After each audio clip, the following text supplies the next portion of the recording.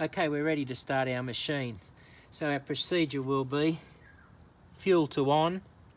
We have a choke to either the cold position or the warm start position. In this case we're using the warm because the machine has been running, and we need to give our machine some throttle. We then turn the key for start. But prior to that, we need to release the pressure off the nozzle and gun by pulling the trigger, and then we will insert our nozzle into the end of the lance.